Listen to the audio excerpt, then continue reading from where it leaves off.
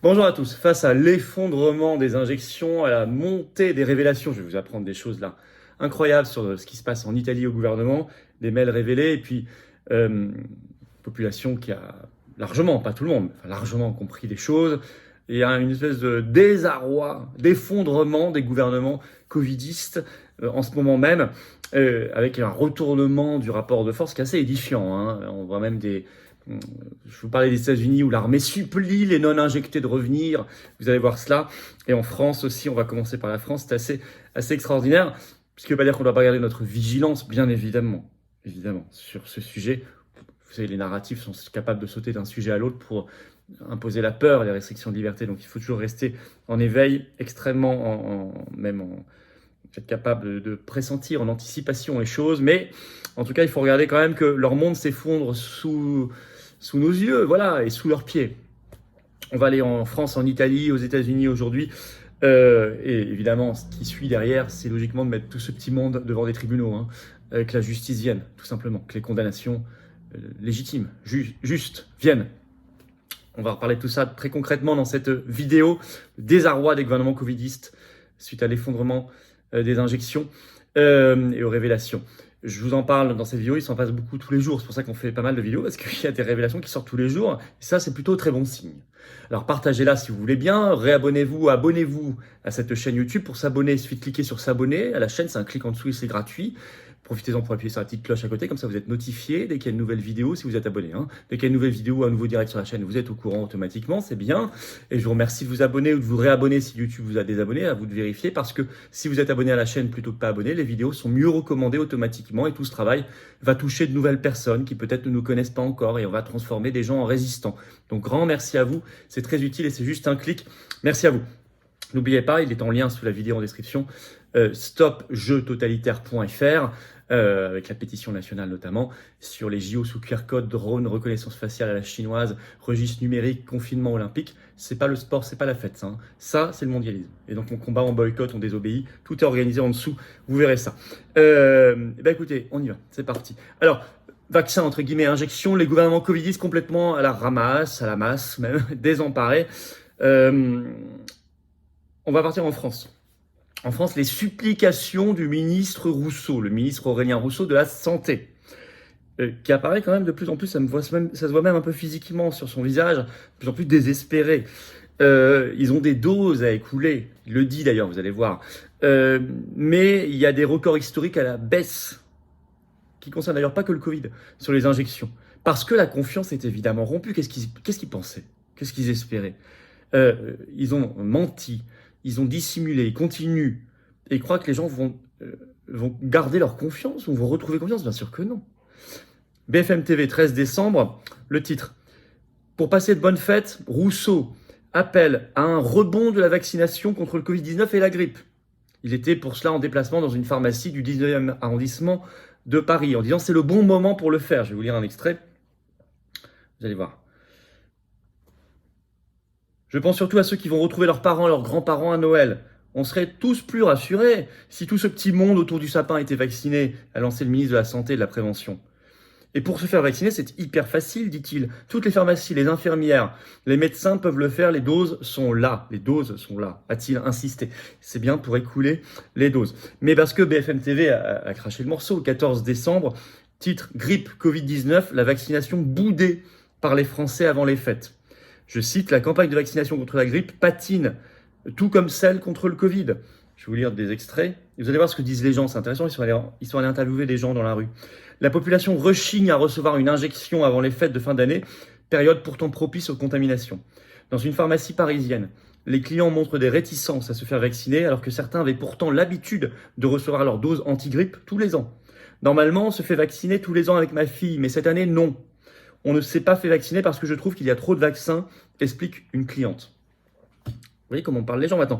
Alors, en réalité, on est au plus bas historique. Et c'est pareil auprès des collégiens sur le papillomavirus, le vaccin HPV. Dépêche AFP, 14 décembre, le titre, la vaccination contre le HPV n'est pas aussi haute que n'est pas aussi haute qu'on le voudrait, regrette Aurélien Rousseau, toujours. C'est un euphémisme. il y a 9% des collégiens qui l'ont été contre 30% visés à ce moment-là. Donc, ils sont à même pas un tiers de leurs objectifs. 9% contre 30%. Je ne vais pas revenir sur toute cette vaccination-là, ces injections, j'ai fait des vidéos, je vous invite à les regarder. De toute façon, ici, ce n'est pas une vidéo médicale, hein. On n'est pas là pour donner, si vous voyez avec vos professionnels de santé, ce n'est pas à nous de le faire. Nous, on donne l'information politique avec un P majuscule qui englobe beaucoup de choses. Il y a évidemment, je l'ai dit, trop de mensonges, de dissimulation, de conflits d'intérêts, de corruption, la confiance est tuée, la confiance est rompue, le gouvernement est aux abois. En Italie, il est même secoué par des mails révélés. Ça a été révélé par deux médias, un journal et une émission de télé italienne le même jour, le 23 novembre. Alors le journal, c'est La Verità. L'émission de télé, c'est Fuori del Coro, qui annonce l'ouverture d'une enquête judiciaire par le procureur de Rome contre l'ancien ministre de la Santé, Roberto Speranza, c'est leur Véran, c'est celui qui était ministre de la Santé pendant le Covid, et aussi Nicola Magrini, qui était à l'époque le directeur de l'AIFA. L'AIFA, c'est quoi? C'est l'ANSM en France, c'est l'agence italienne du médicament. Pourquoi il y a une ouverture d'enquête par le procureur de Rome? Je vous explique tout ça. Je cite. Les mails divulgués ont révélé, en fait ils ont trouvé des mails, qui ont révélé que les autorités sanitaires étaient conscientes des dangers de l'injection depuis le début, mais ont encouragé l'injection, la rendant obligatoire même pour certaines professions, policiers, enseignants en Italie. Le ministre et le responsable de l'AIFA sont accusés d'avoir donné des instructions aux autorités sanitaires locales pour dissimuler les effets secondaires graves et les décès afin de préserver la confiance du public et de ne pas compromettre la campagne d'injection. La gravité des accusations inclut les chefs d'accusation pour meurtre, lésions corporelles graves et mensonges contre un ministre et directeur d'agence du médicament. Alors attention, est-ce que ça va prospérer en justice? En tout cas, le procureur de Rome s'en est saisi. Mais le journal La Repubblica, le même jour, au soir, après ces révélations, le 23 novembre, sort un article où ils sont allés interroger en fait les avocats des deux, les avocats du ministre de la Santé et du directeur de l'AIFA, qui dit, je cite, le parquet de Rome a déjà demandé le classement. Mais ça n'est pas officiellement classé du tout. On ne sait pas si c'est un propos d'avocat comme ça pour défendre leurs clients, parce que souvent les avocats disent pas tout à fait la vérité, ils ont une stratégie de défense, c'est comme ça. On ne sait pas, un peu moins d'un mois après, on verra. En tout cas, on suit ça de très très près. En tout cas, les mails sont là, eux, ils sont authentifiés, ils sont accablants.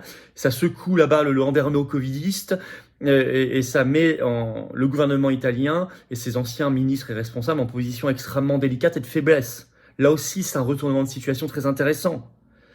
Aux États-Unis, l'armée américaine supplie les soldats non injectés de revenir.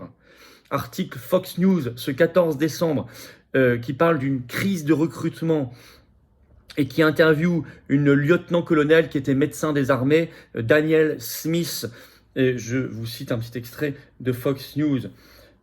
Ancien médecin de l'armée, lieutenant-colonel Daniel Smith parle de son expérience d'avoir été forcé de quitter l'armée américaine pour ne pas avoir pris le vaccin Covid et la façon, elle parle également de la façon dont le Pentagone supplie les soldats de revenir. Pourquoi? Parce qu'il y a cette crise de recrutement. En fait, ils ont abrogé l'obligation vaccinale Covid dans l'armée américaine depuis le 11 janvier 2023, donc quasiment un an. Et là, vous le savez, fin novembre, on en avait parlé, ils ont envoyé un courrier à tous les soldats non injectés qui avaient été mis en dehors, donc plusieurs milliers, en dehors de l'armée américaine. Ils ont été d'ailleurs, dit le courrier, c'était drôle, involontairement séparés par refus de recevoir la vaccination contre le Covid-19. C'est dit avec beaucoup d'euphémisme. Simplement, aujourd'hui, ils sont au plus bas historique en termes de nombre d'hommes. Ils n'arrivent pas à recruter. Ils sont au plus bas depuis la Seconde Guerre mondiale, la fin de la Seconde Guerre mondiale. Ils sont vraiment au plus bas. Et en réalité, ils n'arrivent pas à recruter. Pourquoi? Parce que non seulement il y a les non-injectés, qui la plupart ne veulent pas revenir.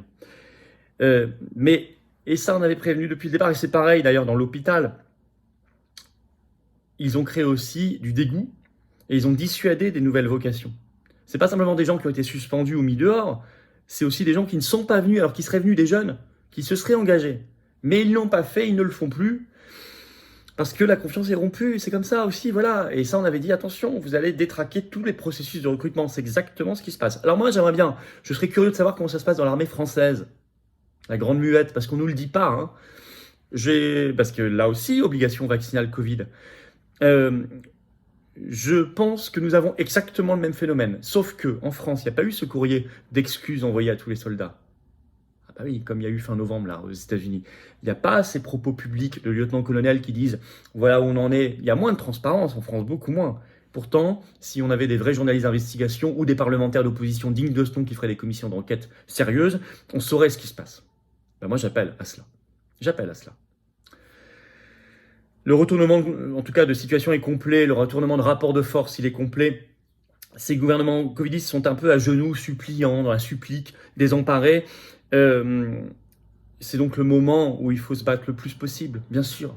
C'est quand ils sont affaiblis, toujours pour nos libertés, toujours aussi garder quand même les yeux grands ouverts, être en vigilance totale sur tous les narratifs, toutes les tentatives de créer de la peur, nous enfermer dans la peur, dans l'angoisse, le stress et donc les restrictions de liberté ou l'obéissance. En tout cas, c'est très intéressant ce que je vous dis là. Vous voyez, ça fait avancer la vérité et donc la justice. Donc partagez si vous voulez bien cette vidéo. Pour cela, le mieux c'est encore de s'abonner ou de réabonner à la chaîne YouTube en cliquant sur s'abonner en dessous. C'est un clic et c'est gratuit. Et vous êtes abonné et grâce à vous, les vidéos sont davantage recommandées et circulent mieux et touchent de nouvelles personnes. Et on va créer des résistants grâce simplement à votre petit clic. Voilà, c'est formidable. Et vous savez que je vous attends, patriotes. Le combat pour la vérité et la justice, justement, dans cette carte orange d'adhérents ou de réadhérents au mouvement. Vous pouvez faire un don de soutien aussi au mouvement pour lui permettre de faire plus d'actions très concrètes, d'avoir plus de projets en cette fin d'année, en année 2024. On ne peut pas, sinon on n'a pas nous les réseaux et les millions d'euros, du milliard, des copains, journalistes, médias, banquiers, du système, oligarques. On les a pas, on est contre l'oligarchie. Et on est dans la résistance. On fait comme on peut avec vos soutiens. Et puis, vous savez, il vous reste jusqu'au 31 décembre minuit pour faire la défiscalisation au titre de 2023. Parce que sur chaque adhésion, réadhésion, don, il y a 2 tiers de défiscalisation, de baisse concrète de vos impôts.